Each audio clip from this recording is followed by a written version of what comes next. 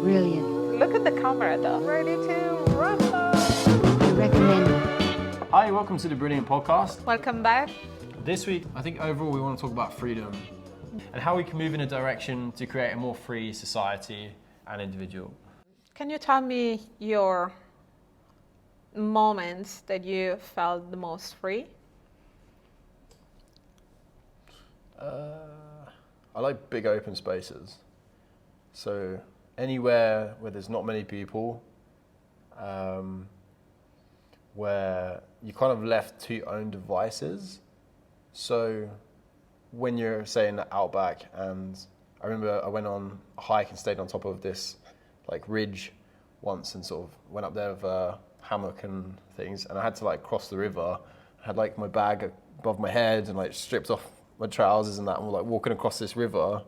And yeah, there could have been like snakes and stuff. So I don't know, I felt very alive at that point because obviously there's danger, but then also like you are there and it's up to you to survive, you know, so you have to be like really aware of your surroundings. And for me, that's when I felt most like alive and free, because it's like, go on, out into the wild you go. Yeah, so like kind of being in nature, there's not so many people around. So for you, freedom is danger, basically. But like nature, you know, like when you're really in the midst of it and you have to like, you know, when you drive around for a while and you don't see any other people, like that's freedom to me. I feel like I can breathe. Like it's like a big fresh air, you know? And what about yourself? For me, freedom is more expression. If I can be in a space or a community or something that make me express freely, with all my weirdness, my mistakes, my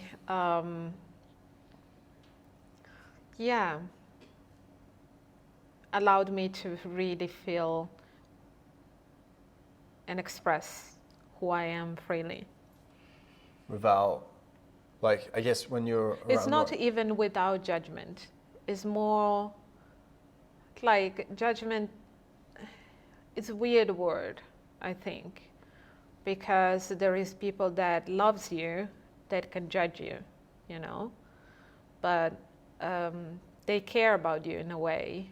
So also grow this thoughts about judgment, what really means, and how can trick me, you know, in some way. You know, most of the time I feel judged, but Why? it's very much love in a way and care, because I think because what happened in my past, you know, I wasn't. My family went through a lot, and you know, there were moments where I had to deal with heavy situation. My mother, she is bipolar depressed and with psychosis, and the first episode when I was 11, and grew up in two communities, like mostly in Italy because I grew up there, but I spent the summer in Morocco, and there was completely two different cultures. You know, one is basically African and the other one is European Western culture. So I grew up trying to understand who am I, and I'm not fully that, but I'm not even fully the other thing, and define who I'm. Thank you. Could you explain some of the differences in the cultures? Oh yeah, there is so many. You know, be a woman that really can be free and to own their life. Morocco is kind of difficult for them to really understand this fully. They cannot even picture it. And why do you think that is? because of the society, the culture, the religion, the way of thinking that come from generation to generation of man has to protect the woman. And if We normally have more than one wife. Is there normally like a bunch of wives? yeah, if you can afford it, Okay. you can have more than one wife. Yeah. That does sound expensive. Yeah, because every wife wanna like a house, and they have every wife has their own house, their own. Do they normally get on? What do you mean? The wives, do they normally get on? Are they like a I team think or? I think some of them they not even wanna know one another. Oh wow, okay. Yeah, they don't wanna know. Like it's very very separated. He spent for example 6 months in one house and then 6 months to the other. Whoa, sounds like a lot of pressure. Yeah, and there is a lot of jealousy, and when you have kids for both or more wives can be really hard even for kids to really fully being loved, because they kind of felt left behind in a way, not having the full attention for a parent. But this is how I think from the past, because the poverty was really intense and a lot of men couldn't really afford to taking care of the woman. And a woman, of course, when they get pregnant, needs like a lot of care. A lot of care, not only to have a place to live, but also food and all these things. So it's just the old way of keep the society going. Rich men are in the past are trying to have as much wife as possible, to have as much kids as possible, to carry the society. And this is almost like something from the animal kingdom. You know how like the successful males breed the most, and the females don't want the unsuccessful males. And it's interesting in our culture how we've kind of moved away from that in some respects. Like Because it's not only the primal needs for us to survive, to live. We want more, and I don't know. I love to read about relationship and how the mind works, and we can see, especially now that we don't have any more communities, we don't have the society, the culture trying to support as much as they could, but they are very much on the side. So when you're looking for a partner in a relationship, has to feel everything. Has to be your best friend, your father, your mother, your sister. You don't have a community, so the partner has to fill all your gaps. And it's very hard for any one person to do that, right? Like, yeah, that's why I think there is a lot of misunderstanding, and then they start, relationship, and then divorce, and then, there isn't anymore the community that really supported both. When they have crisis, when they need, especially a woman after getting birth, they might there is a lot of possibility that she has she cannot really love fully her kid, and there is. I guess because her attention is spread out over lots of different. No, it's very physical. Okay. It's very physical. It's very like women. We have in our body the ability to love 2 entities or more. That's why I think a male is a bit different to really fully understand this. We are happy most of the time when our partner are happy.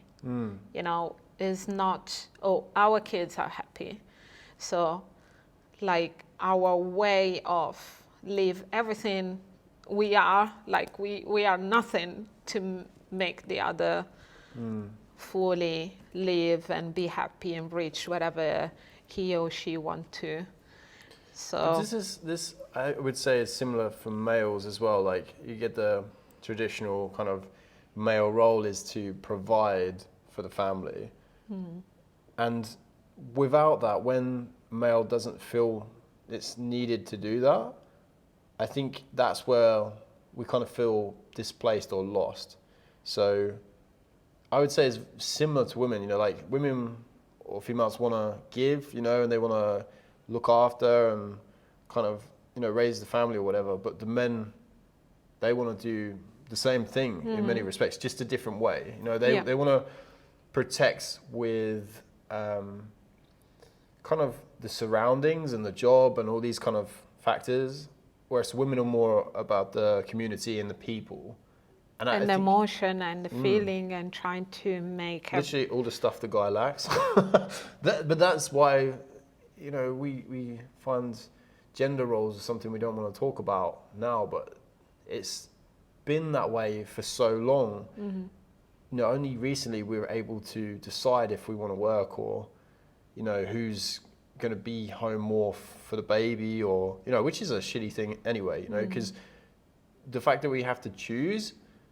I think, the freedom in that department, I think we didn't really reach the freedom that we wanted in the first place. Or we get it I for think, a second and then we go too past it. Yeah, because after the Second World War and, you know, all the industry and all this stuff and the job went high and everybody started working, especially male, they weren't at home anymore.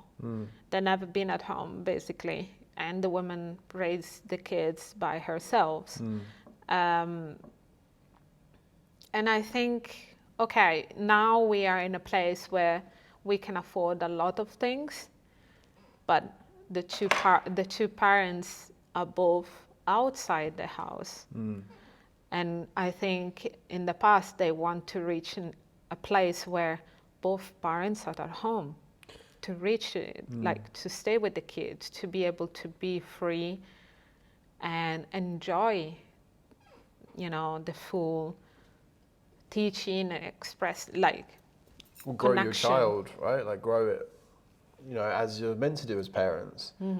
Yeah. Well, I think this is interesting because we look at like house prices or something like 50 years ago, and you could afford a house on like 2 years' salary or something, you know, and now I'm pretty sure it's like 10 times that. Of course. And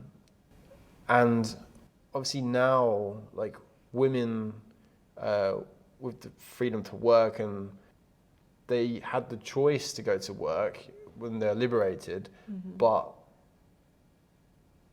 that seems to me almost like a double-edged sword, because now they can work. It's almost like they've lost they had freedom, the freedom of choice to go, but now they've almost lost that freedom, because now if you don't have two sources of income and you want to raise a family, that's really hard. You know, like the kid is going to suffer because, you know, you can't keep up with the rest of society. And like the prices of things are just increasing and increasing. And a lot of stuff you cannot, you know, learn at school. You have to learn from your parents, from your community to really. And also this freedom, I think we reach a weird expression of freedom. We like reach the choices. Freedom. Okay, yeah, we reach extreme freedom that really, you know, touch the other pole of not being free anymore. And I think, and also I find that especially in sexuality, because we have so much choices with all app and everything, any kind of app, you know, any kind of pages for anything. There is an energy that comes from there, and you spread it out. And yeah, if you do it like once in a while, it's okay. But now we are getting in extremes.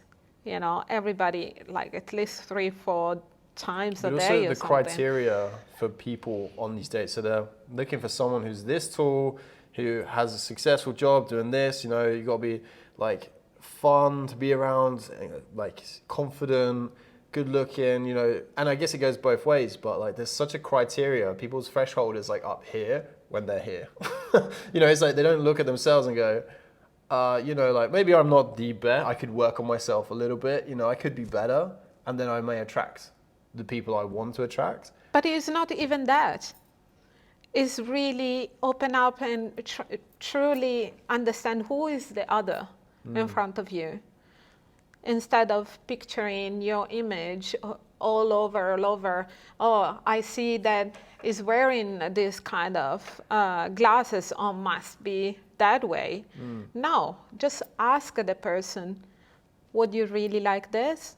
What is your thought about that? You know, having a conversation about stuff.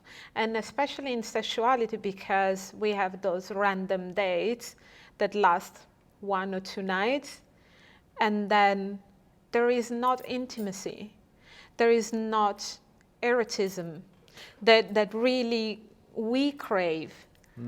We don't crave, especially for getting married, because a lot of people get married and then they divorced after 2 years or so. What do we really crave? We really crave a connection. We really crave friendship. You know, that, oh, you know me, what I like. You know what I want. You know that I don't like those things. Or I'm open about something different, you know, and explore these things and really discover yourself over and over. But you need somebody else to do it. You can do your work on yourself, but I think there is a limit where finally with another person we can reach a little further, a little, you know, oh, I didn't realize I can do this, or I like to do this. Thank you for letting me see this in a different perspective. Yeah, and it's also good to have someone to, when you're unsure of something, say, hey, what do you think about this? You know, is this a good idea? Should I do this? And we talk about like extreme freedom, and I feel like we've talked about it before, but some people are so free.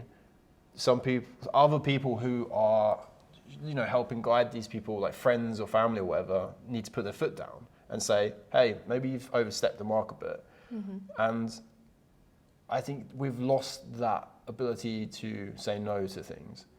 You know, like we don't want to upset people, therefore we say yes to everything.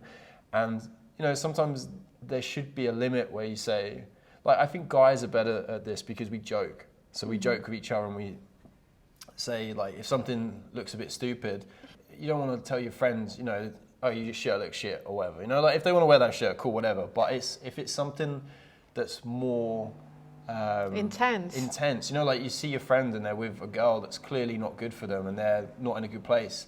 At some point you should probably say, like, hey man, like, obviously it's your choice, but I think, you know, I don't know if this person's good for you. Or eventually, when a person, you see them lost, even though they're in a relationship, but seems like it's not really get to the point of peace. You know, there is a lot of couple, I think they reach a place where they are confident, they are in a peaceful state, and I think they do the work. And some others, they just, they sit next to each other and they just... It's almost like they're slightly disconnected. You know, like they're sort of, they're not really sure what the other one's thinking, therefore they jump to conclusions. And then they're angry about each other. You know, how it's frustration, right? Yeah, like frustration because, oh, the other person has to be more care about me more, or be romantic more, or doing this or doing that. It's not about the other person, what he's doing, is your capability to really reach that connection to really make that happen. You know, how can we do that? You know, it's important to really not see oh, you are my partner, so you have to do this. I think there is a range of respect that has to, be allowed between any kind of relationship, and really ask, can I help you somehow? Can you want to talk about something? Or listen. And listen, really, do you want to play something? You want to do something? Trying to understand in different ways. And this is what we all crave. And that's why I think also there is a lot of division, especially with feminists and, all this kind Labels. labels of trying to understand, and it seems like those groups, gay and black people and whatever, like it's very divided, and I don't see why we have to be divided. And we have to talk even more. Like, I'm a woman, yes. I'm a black, yes. I'm not American though. I'm young, there is a lot of things. And also male, that they don't feel being useful anymore right Well, now. you got this like incel movement. You heard of this? What is that? No, it's like males that aren't successful. I may be wrong in this kind of analogy, but my understanding is that it's males that aren't so successful in dating, therefore they just switch off. They go, all right, cool, well, I'm not interested in that anymore, so they just focus on like entertainment, video games. Then you got like the OnlyFans, and the guys that pay the girls on the webcams and stuff. Yeah, it's seen as these guys are, they're lesser men or whatever. But I think the truth is that like society's shunned them. It's like pushed them aside. You've taken their freedom away, and like they can't be themselves because. But it's not more only society, is where we live in. So the way we live in has to be acknowledged fully. We're not feeling that we can really change our reality, or we cannot really be connected, and we can. That's why it's necessary to have a conversation. But I think you say connection in that, but like technology, which has allowed us so much connection, has also limited us. You got like the dating apps and stuff as well, where like a big group of men aren't successful in the apps because they are because they haven't got good pictures or something, or they're just not as attractive or whatever. But they are, all the girls are aiming for like these guys up here, the same small group of guys that all the girls want to date. And all these guys down here, or even the average guys, the girls aren't interested because they're aiming up here. So you got like a big group of men here that kind of are struggling in the dating scene, and also, they're seen as like they're not needed in society. And like it really frustrates me when, like, I've experienced it a bunch of times where people start talking about cis white males and like straight white males and that. And it's so funny because you're like taking a group of people and pushing them aside, like segregating a group of people and pushing them aside.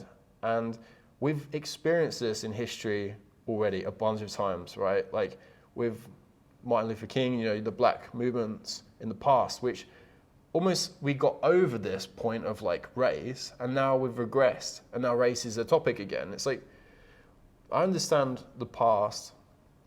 There's lots of problems where, we're still going through traumas that haven't been resolved, but I don't think the way to resolve the traumas is through venting. Putting in a corner. Yeah, venting and doing the same as what happened to you to other people. You're just like pushing this trauma around instead of like Heal it. talking and healing it, which is the important thing. And I don't know, it just makes me laugh because you get like these minorities which then blame other groups, and it's just so hypocritical. Yeah, but there is a lot of anger. There is a lot. 100%. You know. But you're creating more anger. Yeah, but there is so much pain, they cannot see the outcome, you know. And to make a change is necessary the anger. And then there is an understanding and a sitting down and talking about How it. far does this anger go? Anger, I think, is slowing down a little bit right now. And now that's why now there is a talk in an open conversation, and you see a lot of black people everywhere in the movies or talking.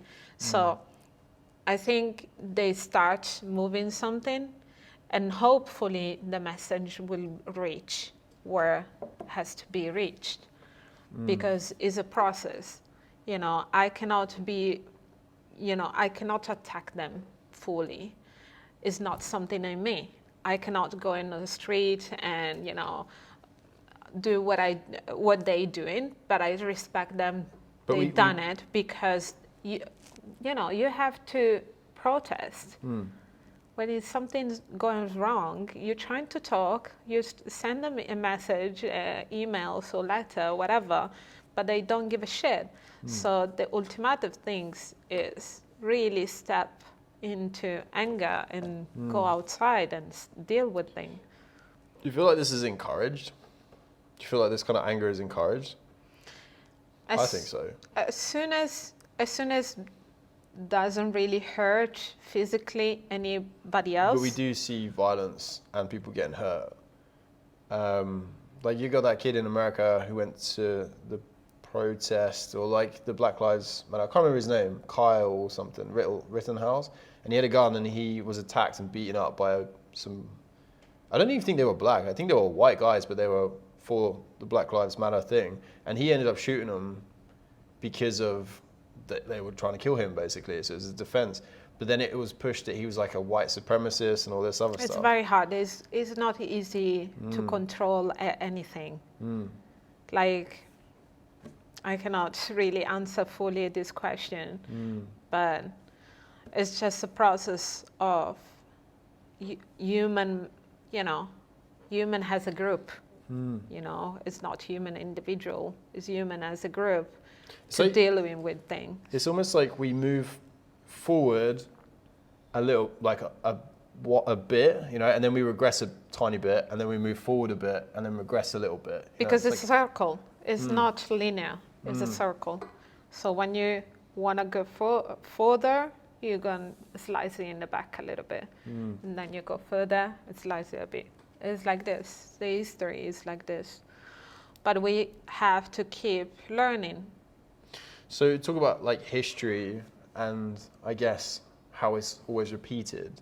So we look at like wars, as soon as it comes to a point in society where things are out of hand, they go to war, right? It always seems to be the case. So then we send all these like angry people off to go to war, a bunch of them die, some of them come back, then they rebuild. Society's great for a few decades, and then problems start happening.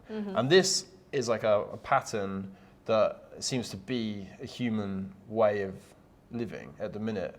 And I don't know, I think we need to move past this point. We're seeing the collapse now where everything's, we're arguing, there's lots of groups and labels and everyone's infighting instead of looking at like the bigger picture.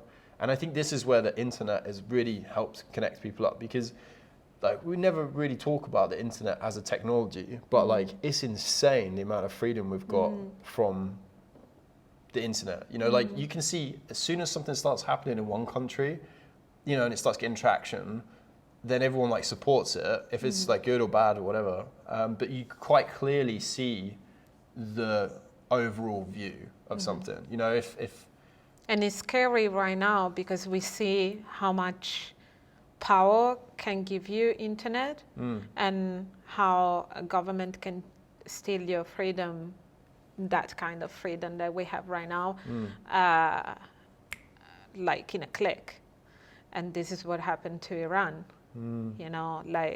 Just switch the internet off. Yeah, just switch the internet off and you disappear. That's why it's so necessary to keep talking and being connected in reality fully, and use this power as the internet to really build something that is not controlled by government or by some source of, you know. But how different is this to like previous periods of history? You know, we've never been at a point where we're so connected and we can all see what each other's governments are up to. Like, I know there's a few like China or Iran where they have their own like isolated internet as such, but like on the free internet, we can literally see what everybody's up to. So I feel like it's much harder now for governments to get away with lie. Like we all know, we're like all aware, more so than ever, how much our governments, you know, they're being cheeky or lying about this, or, you know, they're not being honest. And like in the UK recently, we've gone through like 3 prime ministers in the past 2 years or something. Like there's, you know, like we can see the cracks. And I think this is where figures high up are struggling to hold on to the sand. You know, it's like all coming through their fingers. And this is why I feel like we're getting a lot more rules put in place, because when a society is, you know, or a system, when a system is starting to break, that's where more and more rules are put in place to like stick it up and hold it together. But the reality is, you know, you can't, it's already crumbling, you know, it's going to break. And I think the sooner we realize this and go, okay, like clearly our systems don't work, we need to restart. But then how do you do that? It's not really restart. We already collect a lot of data to everybody through internet, through our phone, any device. You know, I think it's necessary to use that data in a very careful way. Because then, yeah, like companies know everything about you. Yeah, I think companies, government, and internet, we know already how we can make a better place, and we have to use them and not start from zero. Because if we start from zero, we question how our agenda. Like, no, we cannot start from zero. We have to start from where we at right now. Like the best aspects of what we have, build on those instead of just taking what we've got and just adding to it. Because then you still add into the broken shit as well. So, yeah. But like, it's difficult because, like, so again in England, you know, we're looking to get rid of the Conservative government because they're shit. But then their replacement is Labour. Like, people will vote Labour. And the issue is you're just moving stuff around. You're not actually finding the cause of the problem. Yeah, politics is something very complicated. And I think the people that reach that kind of power, they don't have full knowledge to really run the country. They don't have Who would you put in charge? Enough wisdom. Teachers or philosophers, for me, are more entitled to have these kind of positions, and really, you know, physics or or economics, you know, people that really can deal with a lot of, you know, like we want smart people in charge of the country, open right? Perspective. It's open perspective, because politics is a form of power of decision. You know, they come to a place where they have to decide yes or no, this law, this thing, and they have a lot of energy, like a lot of situation problem to deal with. They don't have the capability, I think, to really open a conversation about what really is important and have the knowledge from the history, from the past. Yeah. Because I do love reading and I love philosophy, and I like to study about these things as well. And now we're not in that state of really understand how you know, a single mom or a family of 3, 4 kids they need. Or, I don't know, this generation, they went through economic crisis for the last 10, 15 years, you know, is how can you support them really in the long run? How can really create a plan that really make everybody. But it doesn't come back to kind of community in a way, because it's like if you have a decent community around you of people that want to help each other and stuff, you don't need to rely on the government so much. You know, But the government has to give you the support economically, at least. You know, because we still paying taxes. You know, we paying taxes every day. And no one gets to decide where they go, really. And not only males anymore. Now all the females does. And so this is the this point. is my theory of like why. No, I think like women, females started working, you know, out of feminism and their rights to work. But then I think the government very quickly was like, double tax. Yeah. You know, it's like, oh my days. A lot yeah, of money, eh? Yeah, I think so. I think this is the same with, well, I think it's a good thing that we move. I think the only reason we move in a certain direction is because someone's like, oh, we can make more money out of this. That's the only reason we're allowed to make a move. How can we, not control, but how can we deal with corruption for real? Or like, there was some kind of like judge, right? So this judge is corrupt and he starts like, giving, like people were paying him and he's just like, yeah, okay, cool, like just this crime's happening. And then when the people found out the judge was corrupt, do you know what they did? They skinned him alive, I think, and made a chair out of his skin. Oh, God. And then his son was the judge to be and had to sit in the chair of his skinned dad to then judge, because he lied. Because the dad was lying. That's how they used to deal. it was cruel in the past. That's how they used to deal with corruption and lying, yeah? So nowadays, we're blatantly lied to about things and we're just like, oh, the lying, politicians are lying. It's like, yeah, they are. Like we have to do something about it. We're too soft now, I think. We need to be a bit more, like, maybe not skin people alive, that's a bit much, but, you know. Eat them. Yeah, just eat them, eat the rich. No. There is a lot of abundance, you know, But money. like tax, why do we pay so much tax? What are you doing with my tax money? You know, it's like you're not fixing the roads. You know, what are you doing? You're not like helping kids in schools and stuff. Like this tax money just disappears. There is a lot of money that disappears. Yeah, it just like, gets written off or, you know, sent to like Canary Islands or something where their fucking tax havens and stuff are. Like, there's a documentary as well that came out recently about like, no, not recently, a few years back. It's called like Spiderweb or something. And I think everyone should watch this. Like, we're going conspiracy now, but this is all like whistleblowers. You know what we talked about with freedom? Where they say, hey, look, here's all the account details and who's been spending what and where this money's been going. And it's all like, for me, obviously, England is my homeland, so I keep up with this. But you just see all the politicians who are supposed to have the country's best interest at heart, they're just sending money out of the country. So it's like, okay, you people are in charge, yet you clearly don't give a shit because you're sending all your tax money that you're supposed to pay, you send elsewhere to different countries where you don't pay tax. I wonder why we still have them as part of the English Empire. You know, imagine if all the countries suddenly went back, so the English Empire was no more, because I'm pretty sure there's still like 20 countries or something that are part of it. And they go, no, okay, we're all free. They'll never do it because these tiny little islands get loads of money, so they're never not gonna secede the empire.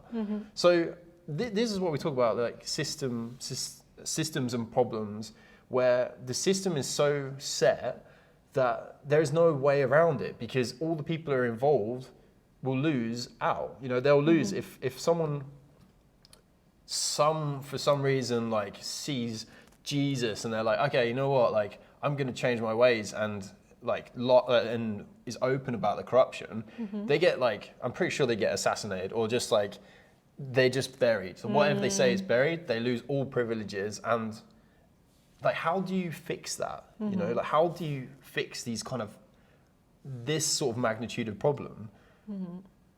I think, obviously, like, talking, for one, you know, like, we have to talk about it and all be aware. It's like, we all know this is happening. We all know these things happen, but we need to come together to make, like, stop worrying about, like, gender politics and shit that does not matter. It's not And important. also Like, running away, because our way of not dealing with things, our generation that really don't want to vote anymore, they don't want to talk about it, They just switch off. They just switch off. But the problem is we are connected with this.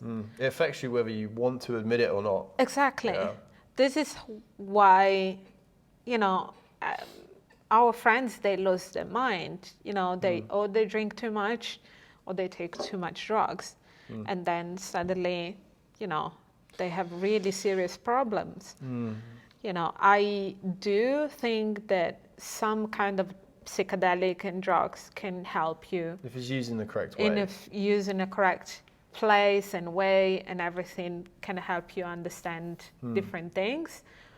But on the other hand, you don't have to overuse it, and even eat too much. Why we have to eat too much? That's we the have only to- freedom we got left. So you will not take this fucking McDonald's burger out of my hand. I choose to kill myself slowly. Yeah. Like everything that was once in a while become every day.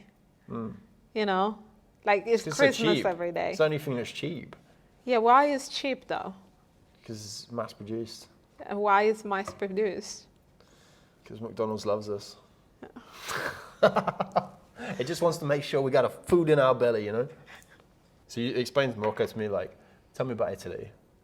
I've been lucky to have my family in Morocco and my foster family in Italy that allowed me to really connect in a different way.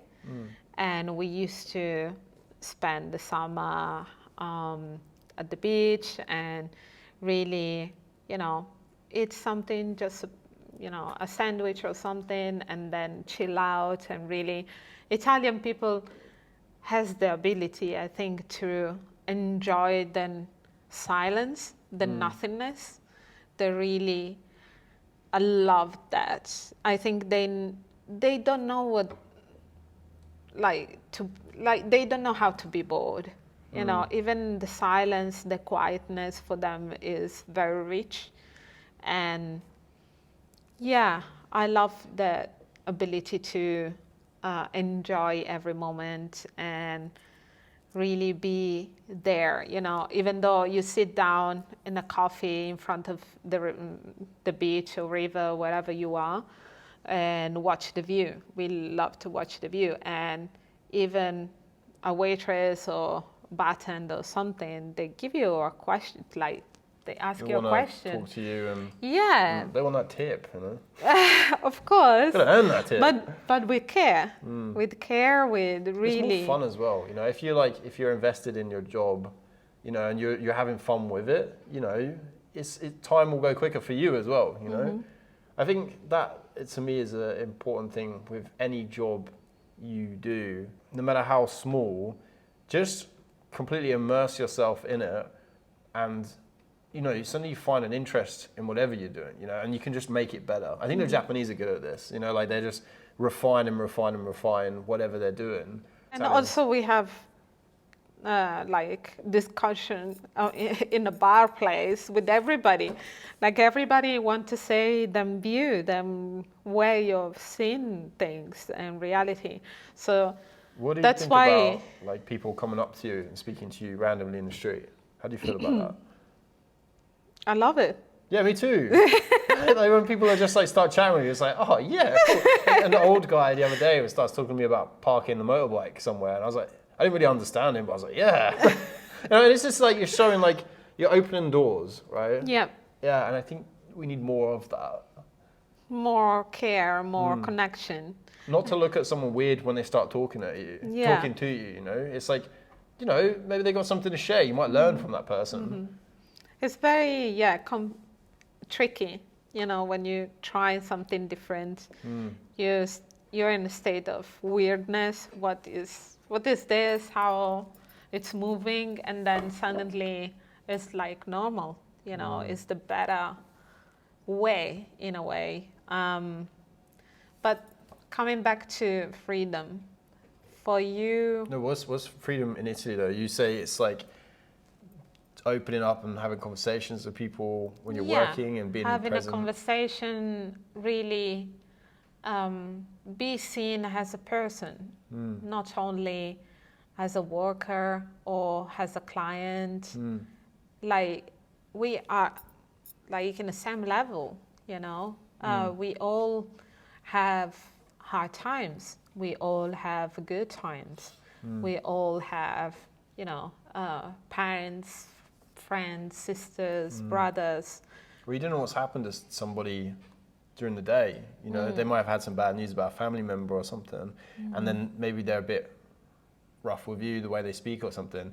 And then if you take offense, you know, it's just going to exacerbate the situation. Whereas if you're going to give them the benefit of the doubt and go, okay, fair enough, you know, like they're obviously not very happy or something. Or even like talk to them, say, are you okay? For example, like I've been seeing differences from Morocco and Italy because my mama, because My for- mama. My my mama. mama, she had hard times, but because of that, she wasn't around all the time. So sometimes I used to spend the summer in Morocco by myself, and she was working or she was in a hospital dealing with her sickness.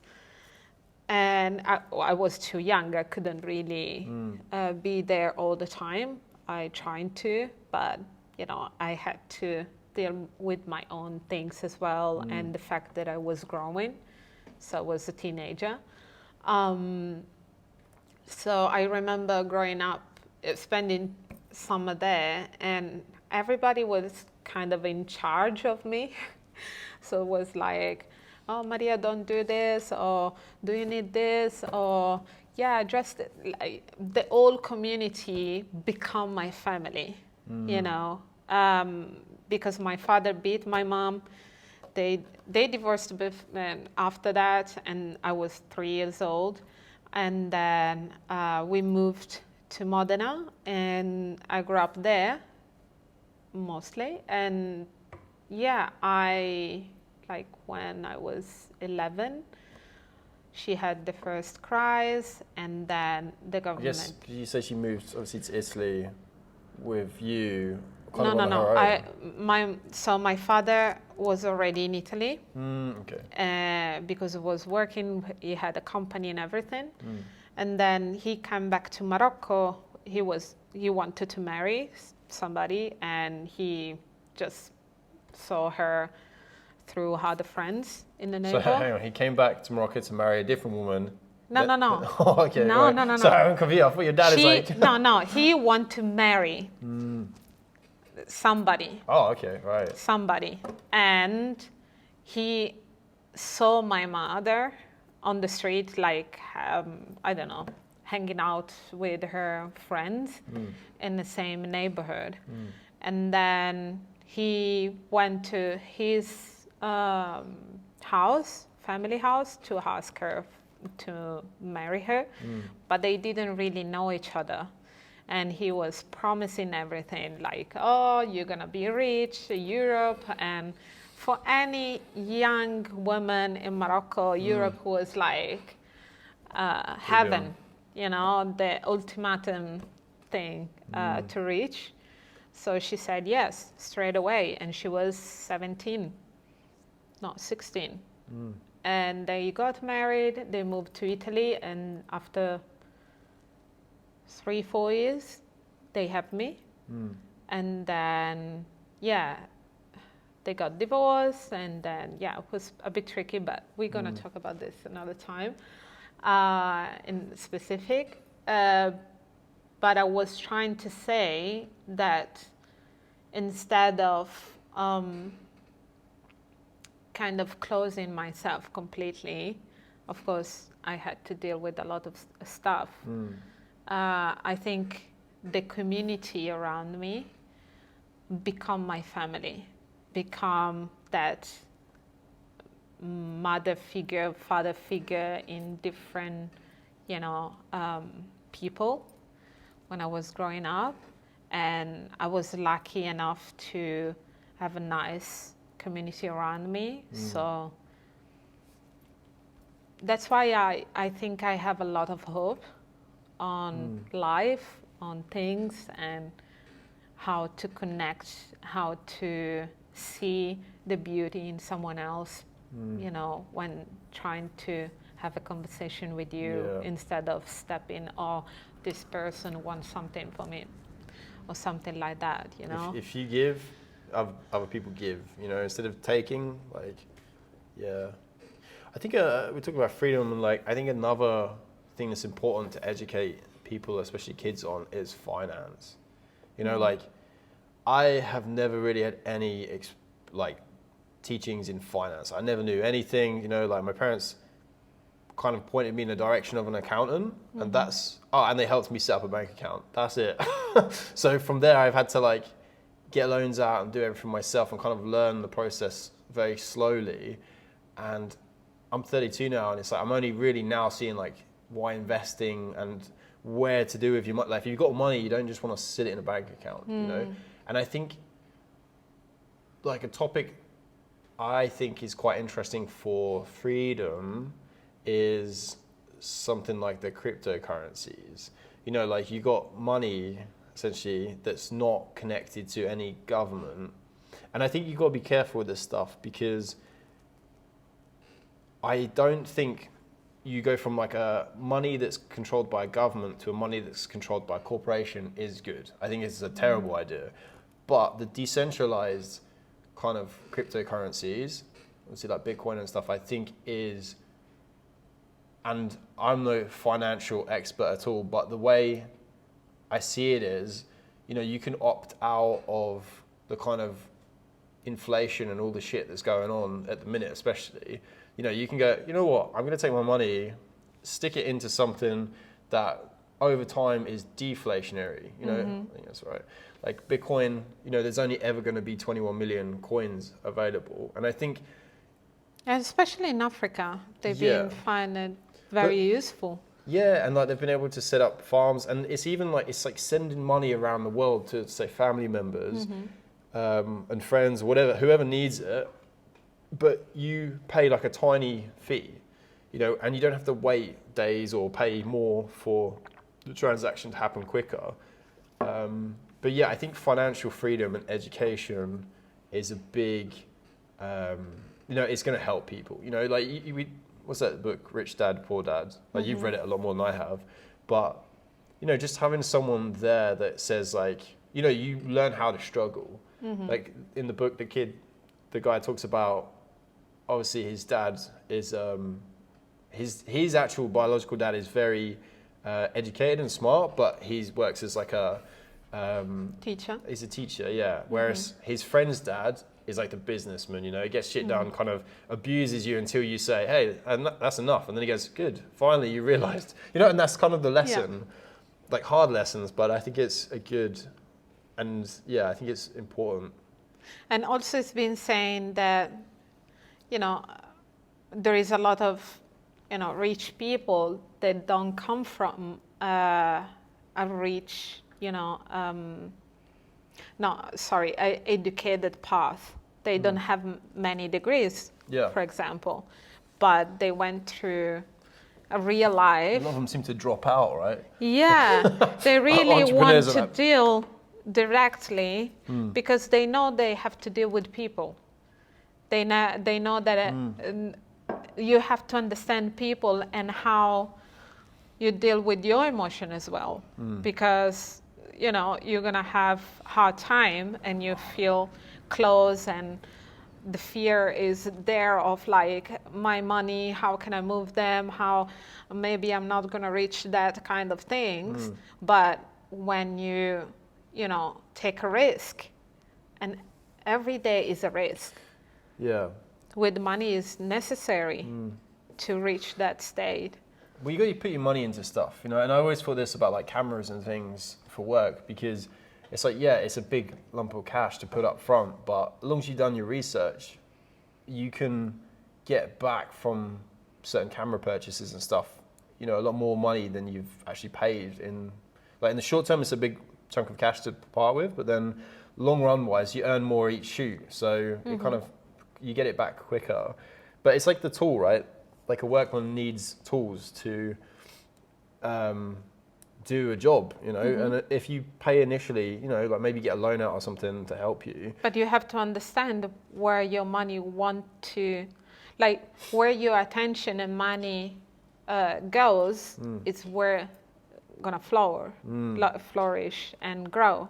So you have to really pay attention on this is worth it.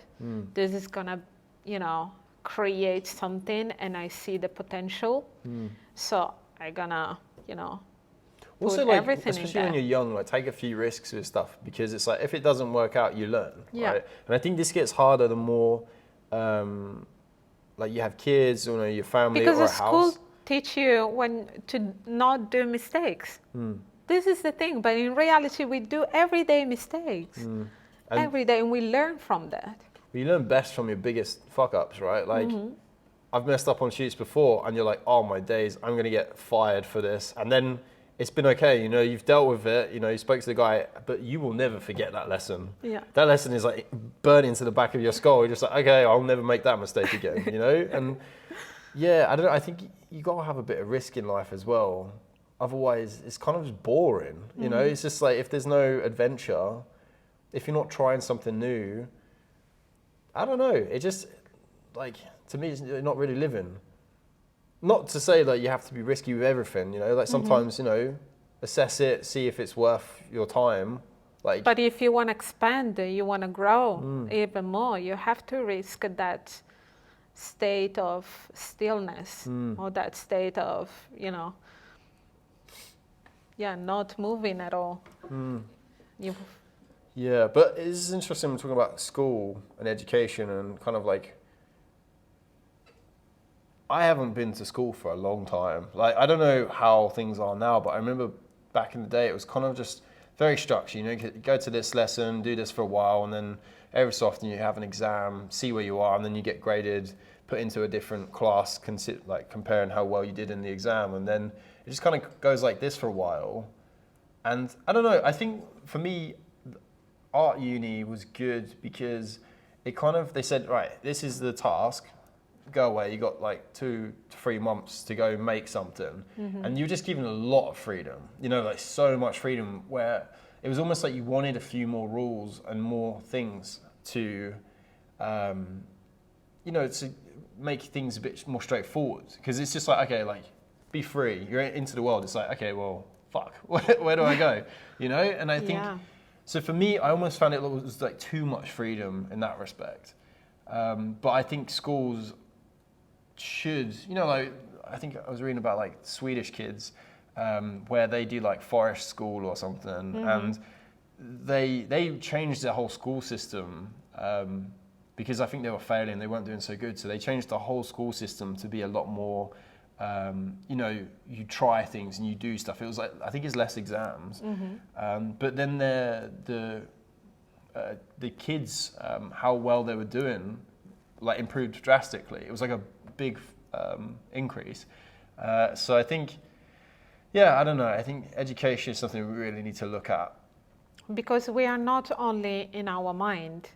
You're not, especially is not, the reality is not what we're seeing. Is teaching the emotion, the expression. How can I feel touch and taste? How can I use my senses?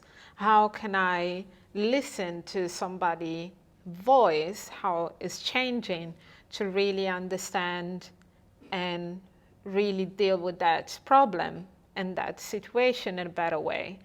So it's necessary to really use collaboration, use, you know, way of dealing with reality in different conditions So, and learning in different way, exploring, I don't know, I was always being fascinated of games, and even though I'm not really Good at them. no, not at all. Sorry.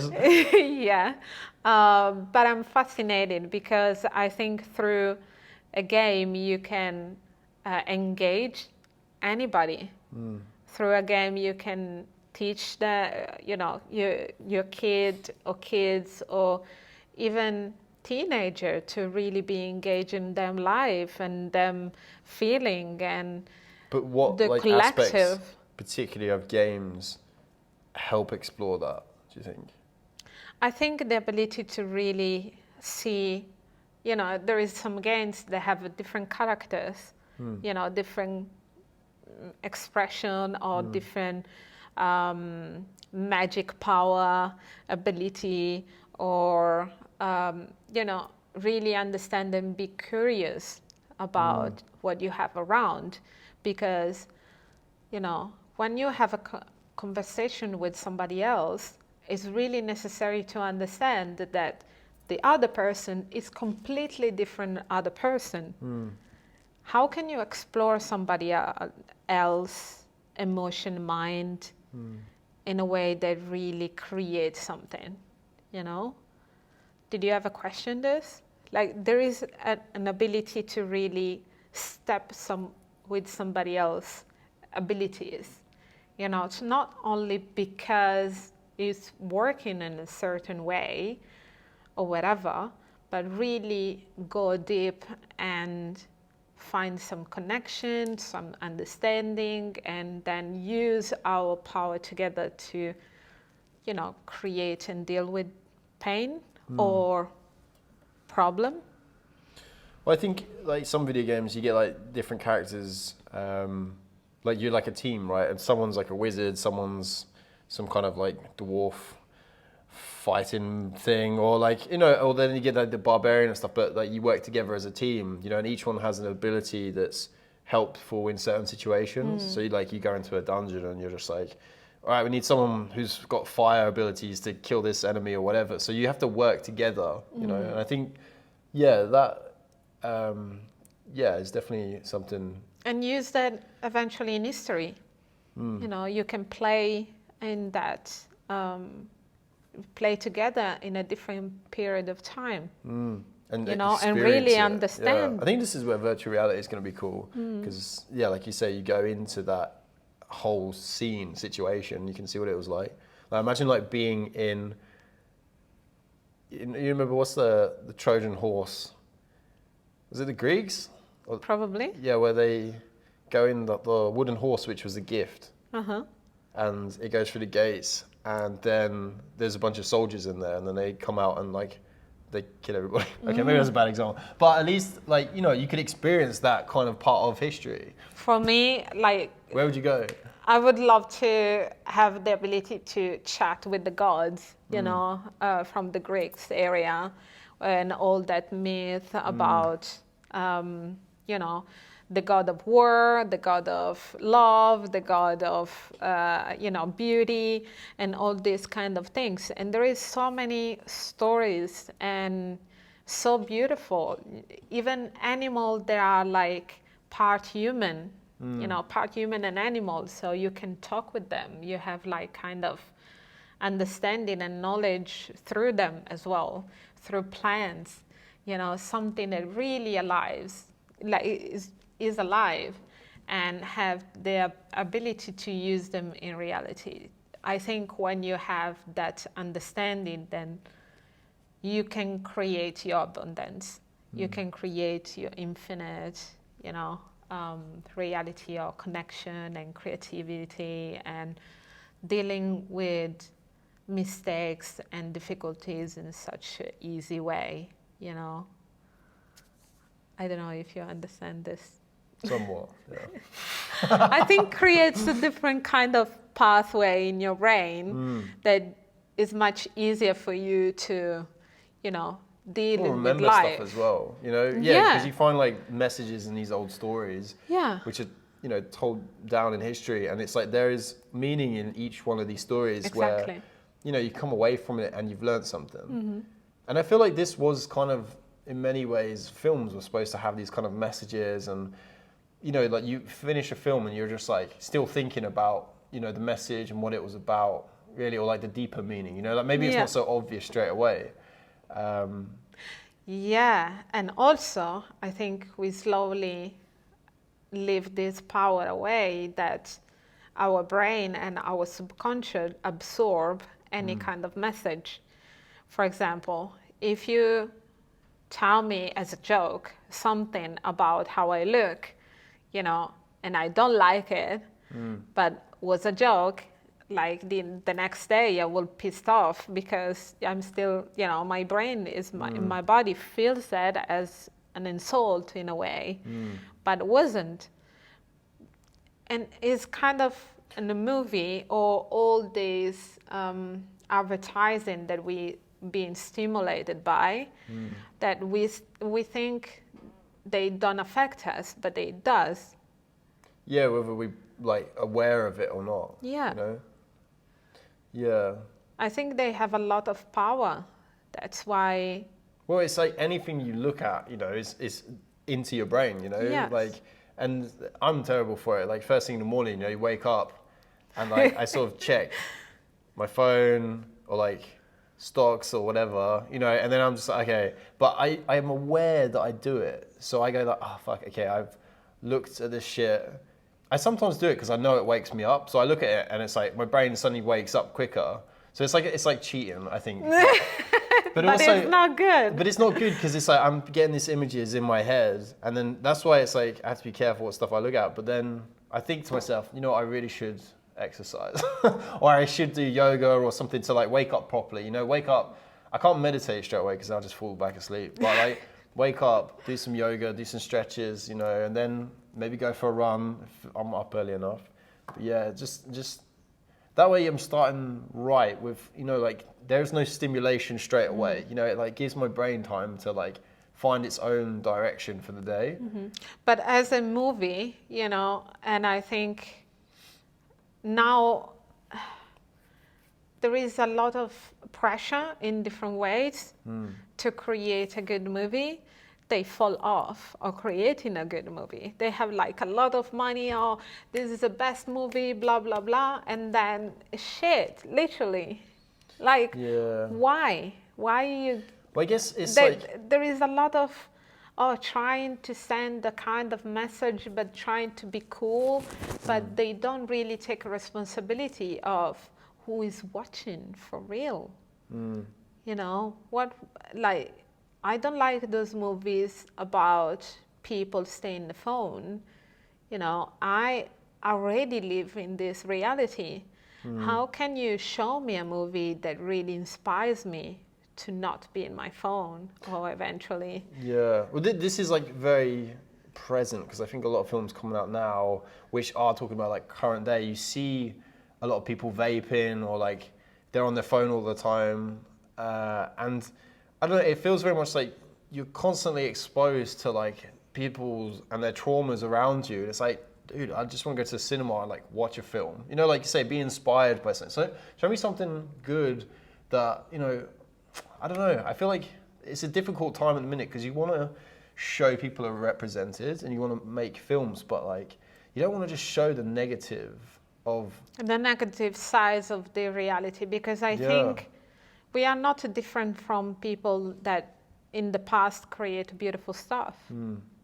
We're not. We have that capability, if that our knowledge. attention is focused in that something direction. like constructive. Yeah. Because I think our attention is like sent out everywhere at the minute. It's like constantly information. And even like I went outside of Sydney yesterday for like a motorbike ride, and like finally when I got out the city, I was just like, actually, this is why I like riding a motorbike, because you're going around. I went up to a place called Mona Vale, and it was beautiful, and sort of turned around and come back, and it was like a really nice ride. And then I sort of get back to the city, and you go from like out kind of in the outback, the bush or whatever, like where everyone's like smiling at each other, and then you sort of come to the city and there's just all kinds of faces, all kinds of stimulation, and I'm like riding along, and it's like, whoa, you know, like so much stimulation. But yeah, I don't know. It's difficult to find the ability to hone in on a specific topic. So say you want to explore something as a creative, you know, and your attention's being drawn here and then here and then here, and it's like, no, you need to force this stuff out of the way and like just focus. And this is like, for me, I found that if I need to edit something, I just stick it up on the computer and I just leave it on the computer, and then I'll be like, oh, I need to do this, and then I come sit down, do a little bit, no, go away, come back, and then eventually I sort of find a flow, and I'm like, oh, actually, yeah, I'm going to move that and try this, and then I sort of get into it, and that's how I it helps me focus on tasks. Or, you know, but also the ability to create. This is kind of your freedom, you know. That doesn't matter where you are, who you are dealing with, or what the realities looks like. The ability to create your freedom everywhere you go inside yourself. So anything else will never touch you for real, or never really make you unbalanced. And I think that's why in Buddhism they've been saying the capability to really create your own temple, you know, your own space, your own peace, and don't be triggered by whatever. everything around you. Yeah, because otherwise take your power away, and you have to keep your power in yourself. Yeah, because if you're always giving your energy away to every little thing, you're knackered. You know, and I find this, I get distracted by stuff really easy, and for me that's something I try and focus on, is like, because my energy is going here, there, and everywhere, but by the end of some days I'm just ready to sleep. I'm just like, I need a break kind of thing. But if I learn how to spend my energy more wisely, you know, like, okay, like, I don't want to, you know, when you go to work or something and everyone has the same conversations every day, you go like, hey, good morning, how are you? Yeah. And it's just like, oh God, like if it's every so often, it's okay, you know, but if it's every single day, you have the same conversation, which doesn't go anywhere, because everyone's just being polite, you know, like no one gives a shit at 6 a.m. in the morning how someone's night was, you know, you don't care because you're too tired.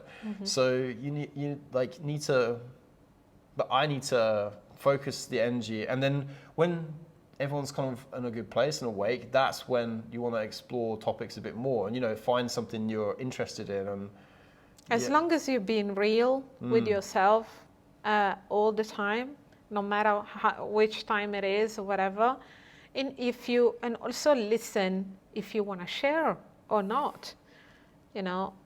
As soon as you've been true with yourself, I think you don't feel drained off. And of course, I get it. Like, everybody is going to work every day, the same shit, you know. But I don't know, for me, it's like another day of my life. your you know? time. It's my time. And yeah, it seems like another day is similar to yesterday, and I have to pay bills and all this kind of shit. But how can I make this day unique and slightly different? More memorable. Yeah, a little more memorable. I'm going to change my road of going home. This is going to change my way of seeing things. How can I don't know, make somebody smile, or I don't know. I think because we don't see also our, or at least not every day, no, the fact that we can die in any moment. You know, this can end in any moment. How can you keep the value of things? You know, life, like, you can understand life through death, and you can understand death through life. And this is make the reality fully in that present. I think that frees you up as well, because it's like, once you realize that death is a thing, we're all going to die, you know, you go, okay, shit, I need to make the most of this. So then you've kind of, you know, where people push things back. Like, I've got this plan, I want to do this thing. Oh yeah, I'm going to get around and do this at some point. You know, when I get some time, I'm going to do this. Instead of just starting something, because it's like every moment you're not doing the thing you want to do, that's your time is going. You know, and I think for me, when my nan died, that was the first time I saw like one of my relatives really sick and then pass away, and I was just like, whoa, you know, this is like, fuck, my time is not forever, you know, and I have to like go do stuff that I want to do, because if I don't, I might not get to do it, you know. And that's, for me, that's one thing, is like I don't want to be, I want to be like a fun granddad that's got loads of stories, you know, and I don't want to be boring. I don't want to get to like, you know, like 70 years old or something and be like, God, I wish I had just done that or done that. And I think sometimes it gets me in trouble because it's, you know, maybe I'm a bit too many things I want to do, but at the same time, at least I know I'm not going to have regrets. You know, and I think the knowledge of knowing that we are finite and death, you know, is going to happen one day is a liberator, because you just got to go do the shit you want to do. Like if you have an urge to do something and you know you want to do something, but you're not seeing it through, you're not like making little steps to start opening doorways to what you want to do, you're cheating yourself, basically. I feel like you're just screwing yourself because you have an urge to do something, like whatever it is, you know, be creative, or I don't know, just like go visit a place you want to see, or just... As long as you're true with yourself and really also understand that you're a human being and you have the right to live. Can be extreme, can be intense to see in that way, but for example, just to shift a little bit the topic, but I see a lot of kids, teenagers, that if they don't have social media or a profile online, they are not existing. They're not part of this society. I feel left out. It's a FOMO, right? Yeah, there is not anymore something that really look after them, you know, because they are not existing in the scenario. They don't feel they also ask them and have an open conversation with them how the things should be improved. The teenager has to be more involved on these conversations, and seems like they've been left behind, and that's why they're not engaged. They don't want to be engaged because the society or government or politicians, they don't engage them. But on the other hand, they want them to look after the country. You know, they're going to be the future, right? Yeah. You know, I think paying taxes and all these things. But it's also like progression. This is a problem with progression. It's like, especially in a place like England or Italy, where we've got a large older population, they have the majority say, right? But, you know, the world has changed so much in the past decade, you know, that, you know, there's technologies now that you can't even explain to some older relatives, you know, because they don't get it, you know, they don't understand, because it's difficult. But we don't engage the fact that a lot of young kids they are suicidal. You know, they don't spread this news around because they don't want to like a global coping mechanism of it, you know. They want to keep it on the side. That's why we don't have this news. But we all know that wherever you are, here in Australia, back in Europe, there is a lot of reasons because new generation, they want to kill themselves or in some way or another, because if they do it, like they literally kill themselves, or they take drugs in a way they really lost the ability to be in the present moment, and they drinking, you know, avoiding, creating that freedom that is not really free. you know, and I think our society has to engage this. How do we do that? Give more money, like sustain more, create more space where they can use them as a studio or can improve, you know, the ability to connect with other, you know, people around and really talk about it. And, you know, I think there is a lot of way to do it as soon as we, you know, not using only university places, but also collaborate with different kind of realities. We need more shared spaces that aren't bars. You know, we need more shared spaces which don't rely on like alcohol or selling you something to be used. Because I think that's a big problem. Is like when I was freelancing prior to COVID, is like I used to like going and sitting in cafes and stuff.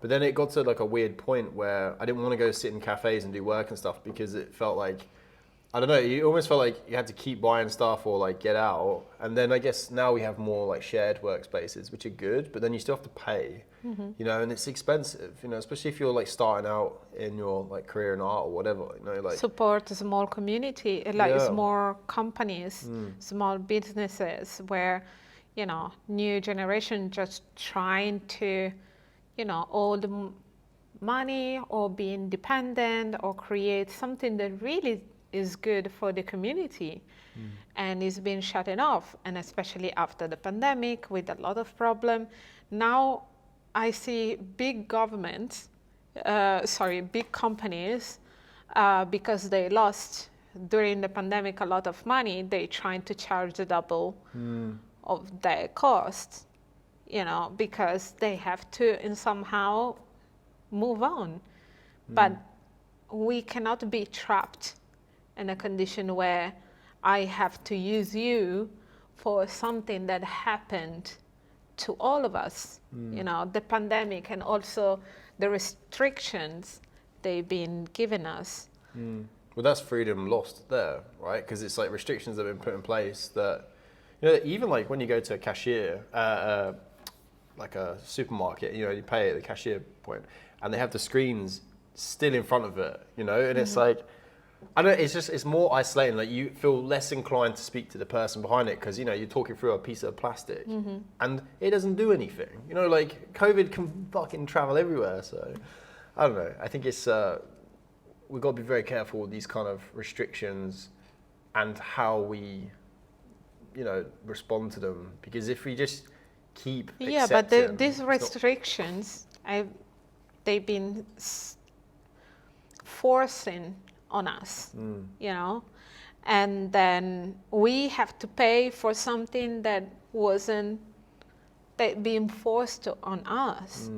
You know, there is a lot of families, they lost everything. And I'm sorry if I keep talking about this topic, but I think it's very important that we need to support that middle class and lower class to really emerge and not only survive but live. Yeah, I guess there is an issue with the mentality of like, it doesn't affect me. You know, like with unions, for example, if it doesn't affect me, if I'm earning good money, then why would I support a union if I'm happy with my deal? And it's like, yeah, but it's not about you. It's about the bigger picture. It's about the community. It's about the little guy at the bottom. Everyone should stick together to support that because person. If you want to live in a good community and be happy, you know, the community is helping you when you are in a low period of time, but also you helping them. So that's why I think we miss it. There is moments where who have more has to help who has less, and who has less. And there is a lot of situation like this, even a relationship, one-on-one with your partner. Maybe one person is dealing with something for a little while, and you have to support the other person. And when you're in trouble or you're in difficulty, the other person is more capable to helping you. But now, because we're not helping each other properly, nobody give a shit. You know, oh, you're on the streets or whatever, and you're dealing with a lot of problem.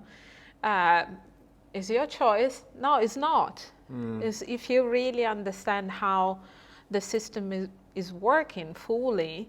Especially with like soldiers, you know, when they come back from like war or they come back from like Afghanistan or wherever, and they've got PTSD, they're traumatized, and like a lot of, I can't remember the percentage, but a lot of them do end up on the streets because it's traumatic. You know, they're trying to deal with things that they can rarely find other people to connect with, and then they're seen as like a problem with society when it's like society which has required them to join up the military and like protect, you know, has put them in that situation. Maybe they, you know, they've come from like a lower class, working class background, so therefore they've joined the military. Like I know like a lot of Northern England people, like in Scotland especially, like they join the military because, you know, they're from like poorer towns that don't get any funding from the government.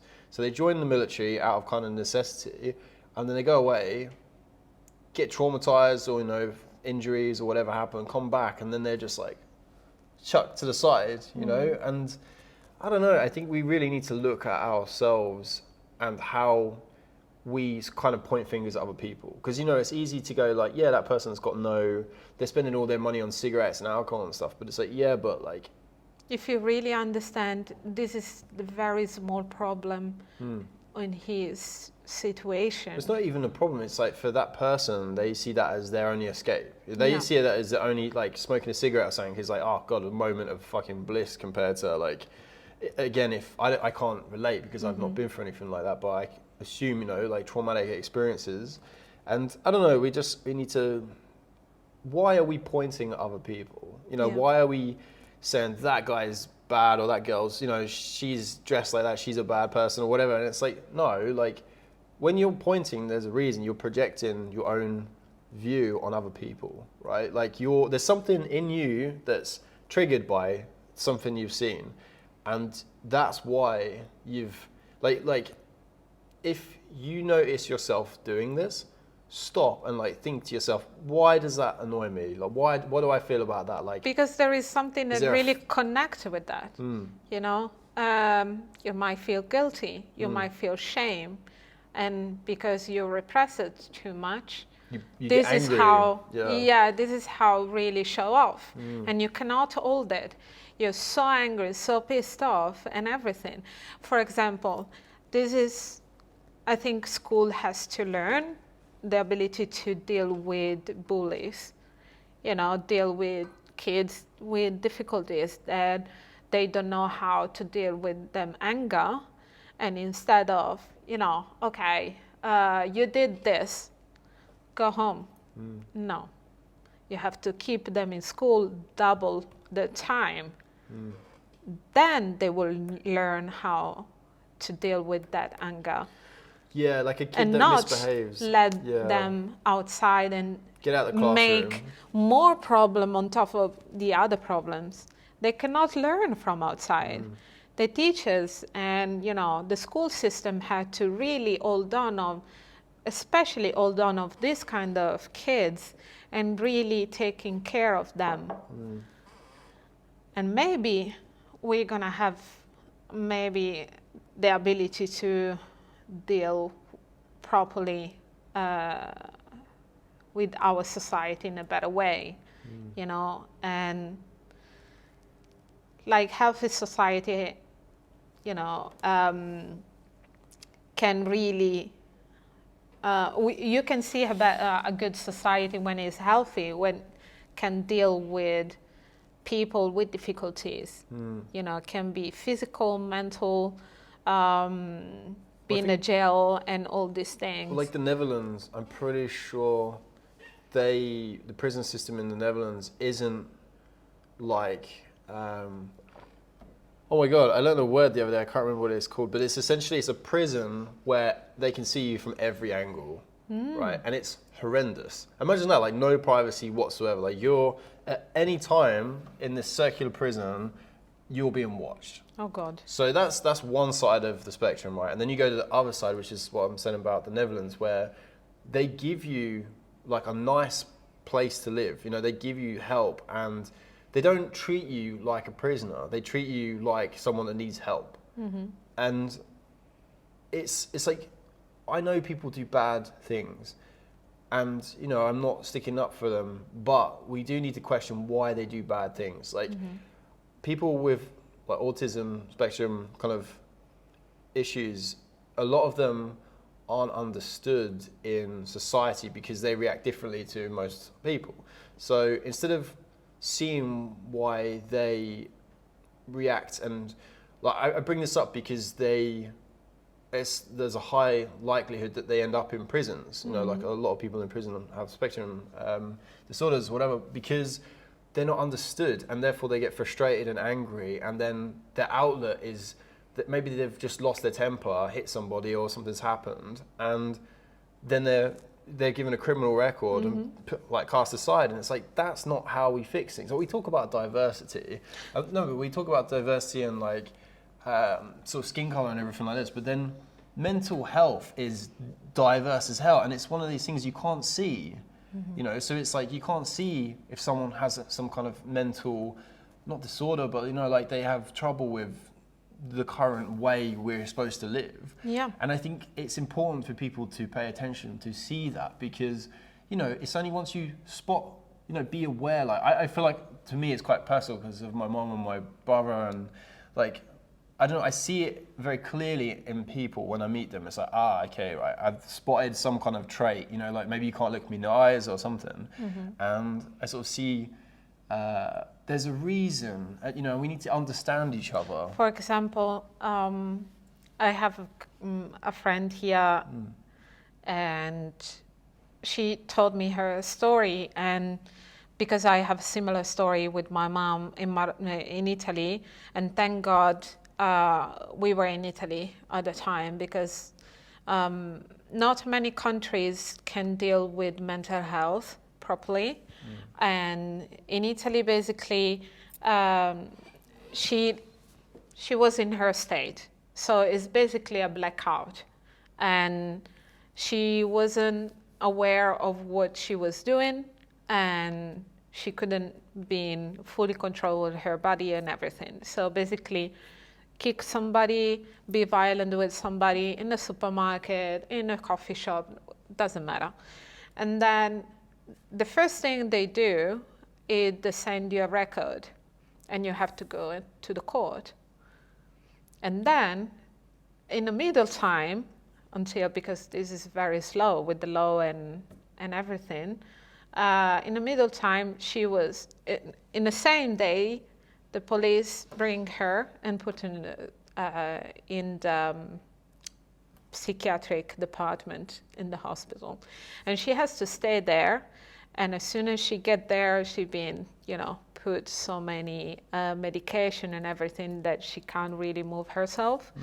And she can't really understand nothing. She's just in a bed and nothing. And then, yeah, as she's going through this process of, you know, with therapists, doctors, and psychiatrics and everything. Which is all cost to the state as well. Sorry? This is all a cost to the government. You know, they're putting the money into this kind of help. Yeah. And which is good. I like paying tax for that. yeah, it's necessary because you create a healthy process, and now she is better.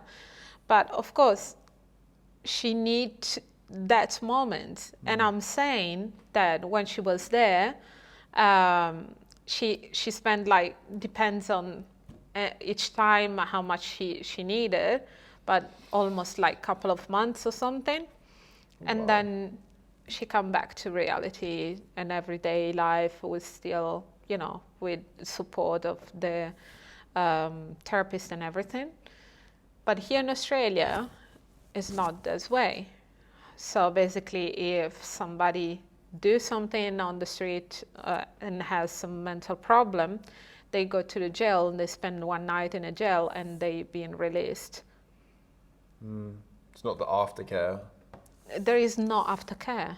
There is not. And also, therapists give them the medicine or drugs or whatever to to deal with this thing, but because they are not aware of what they're doing and how they deal with the Well, sickness. they're vulnerable, right? They're vulnerable in danger from and, themselves, and right? also fully in them craziness. They don't want to take the medicine. They don't want to take anything. Don't want to listen to anybody. Then they want to listen to anybody, but they're still doing a lot of bad things, not outside maybe, but inside the families. So there is a lot of families problem, as I found here in Australia, because they have 1 or 2 people with mental disorder they have to deal with, and there is no support from the government to really help their person itself and support the family around them, because those people, they might have kids, you know, and how their kids can grow in this situation. My mother have this problem, but thank God that I had the foster family, you know, that helped me out.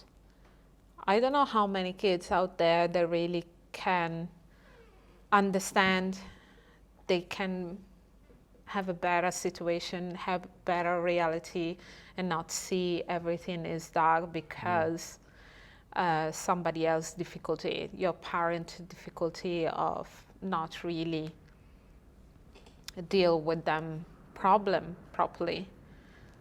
And if we can really talk in, like having a conversation more about this, and then have a support that really is necessary, especially in this period of time, to really get through this situation, it's gonna be okay. Otherwise, I don't know. You know what I'm saying? Yeah, we gotta start looking after each other properly. Yeah, and really ask, you know, these big government, these big entities to really look after us and give the support that we need. Yeah, it's heavy topics, but I think a lot of people relate to these kind of things, you know, because like you say, there's a lot of kids that do grow up in like troubled families or whatever, and they don't have that kind of network or support around them. And just for teachers and people as well to be aware, like with kids, like there's a reason why they're misbehaving, you know, there's a reason why they're not paying attention or something in class, or they're causing trouble. And it's not because they're a problem kid, you know, it's not them at all. They're just like any other kid. It's just the environment and, you know, how they've grown in certain environments, you know, which has made them react in certain ways, you know. And they need a special care, but not isolate them in a corner, you know, and depression and all these labels on kids that are hyperactive or dyslexic, or, you know, all these labels that really put not only the kids but the whole family on the side in the society. And instead of really, you know, it's okay. Like, why right now? Like, it seems like in the past never happened, but I'm 100% sure that not only the most intelligent, but like, you know, people like Einstein or something, they had difficulties when they were kids because they have different way of thinking, different way of dealing with stuff. Yeah. And we have to incorporate these things. And yeah, I know teachers are not paid enough, and I think they should be paid more. The classes has to be a little smaller to really look after them properly. And not only because a kid come from a different nationality has to have difficulties or different way of learning. like in different department of learning, is just they need to understand that we are all different beings. We learn different ways, and we have to use different tools to really create a different pattern in our mind and create something for our future. Thank you for watching. Subscribe, thumbs up. See you next time. Bye. Bye. Brilliant. I recommend it.